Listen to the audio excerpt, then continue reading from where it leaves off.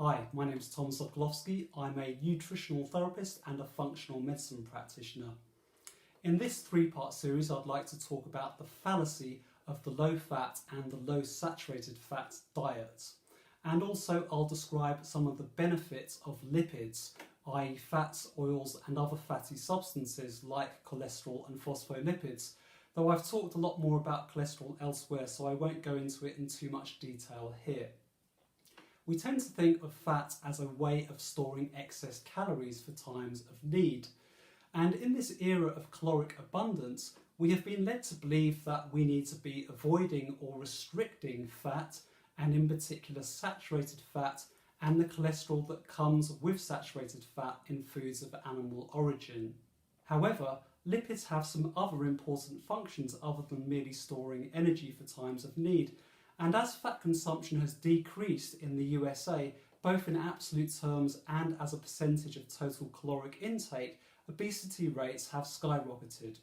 The fat you do store in excess as adipose tissue is more complicated than we used to think. It's not just a reservoir of fat cells sitting there doing nothing, but it's often referred to now as an endocrine organ because the adipose tissue is actually making hormones as well as inflammatory molecules, cytokines, which are thought to be key drivers behind the diseases associated with obesity, such as heart disease, type 2 diabetes, chronic kidney disease and non-alcoholic fatty liver disease. However, the storage of fat does not necessarily come from fat consumption. In fact, the low-fat diet and reducing saturated fat encourages an increased intake of carbohydrates, which is a key driver behind the increase in prevalence of obesity. Carbohydrate tends to cause a release of insulin in the body, which stores the calories as fat, and this may be one reason why the low carbohydrate diet may actually be more effective for sustained weight loss than the low fat diet, although the higher protein intake that often comes with a low carbohydrate diet may also be a major factor. Moreover, the high fat diet increases fat burning, and the fat burning benefits of exercise are reduced on the low fat diet. Carbohydrate is also less satiating than fat, and so reducing fat tends to lead to an increase in the total number of calories consumed, thus leading to weight gain. A paleo diet based on meat, fish, fruit, vegetables, starchy vegetables, eggs and nuts has been found to be more satiating than a low-fat diet and can be an excellent way to lose weight. So what about heart disease? Well, I've just described why a reduction in fat can actually lead to weight gain, which is associated with an increased risk of heart disease. The evidence for saturated fat causing heart disease is in fact very weak, and the risk is far more significant from eating refined carbohydrates.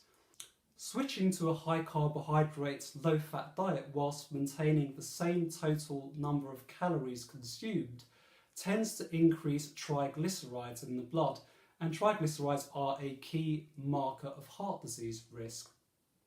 A paleo diet will tend to improve heart disease risk markers, so it will increase HDL cholesterol, reduce LDL cholesterol and reduce triglycerides, whereas the grain-based diet recommended by the American Heart Association, which replaces saturated fat with carbohydrates and reduces total fat consumption, tends to actually worsen the heart disease risk markers like HDL, LDL and triglycerides. Now, hunter-gatherer diets tend to be high in animal fat and low in carbohydrates, and hunter-gatherers have been found to be, I quote, generally free of the signs and symptoms of cardiovascular disease. Now, there are many other aspects of the hunter-gatherer diet and lifestyle that would likely benefit heart health, such as the high omega-3 to omega-6 fatty acid ratio and the high intake of protein and phytochemicals and fibre from plant foods, and more exercise, less stress and no smoking. However, the absence of heart disease in hunter-gatherers should at least be telling us that saturated fat or animal fat is not likely to be causing heart disease in and of itself.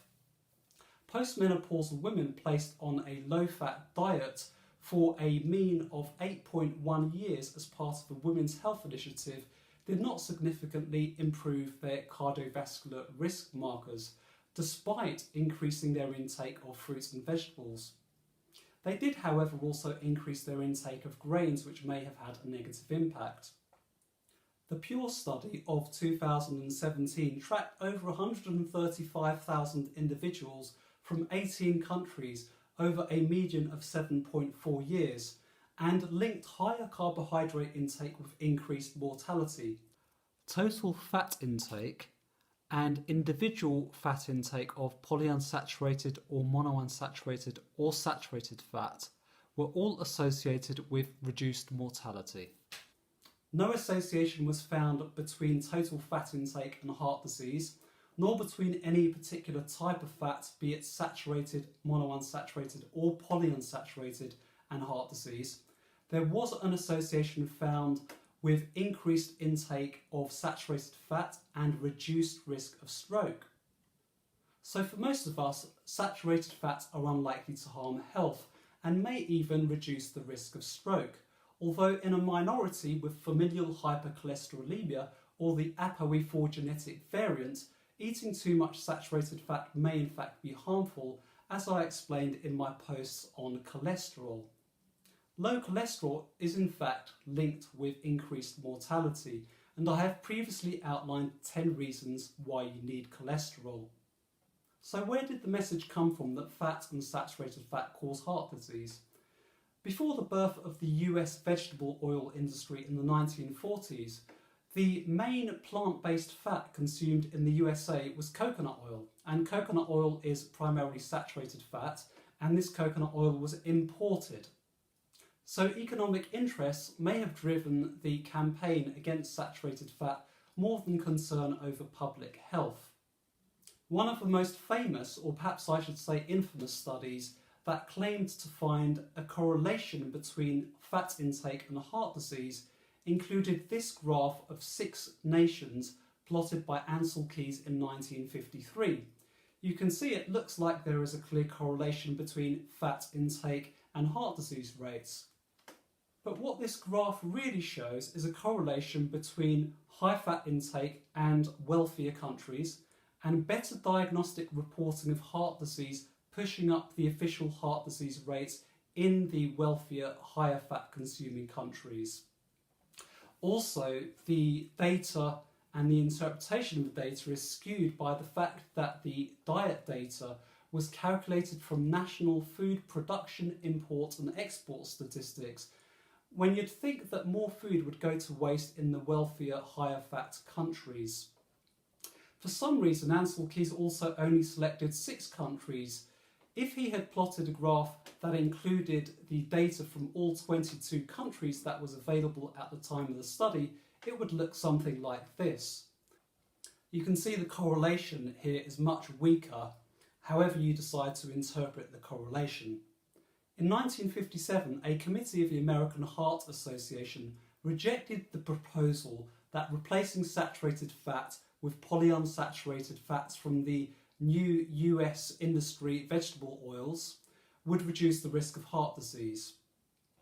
However, only 4 years later, after this committee had changed somewhat, with Ancel Keys joining together with 3 other members who altogether made up 2/3 of the new committee, the American Heart Association decided for some reason to recommend for men at risk of heart disease to replace some of their saturated fat intake with polyunsaturated fat, despite no new evidence coming to light since the same proposal had been rejected 4 years earlier.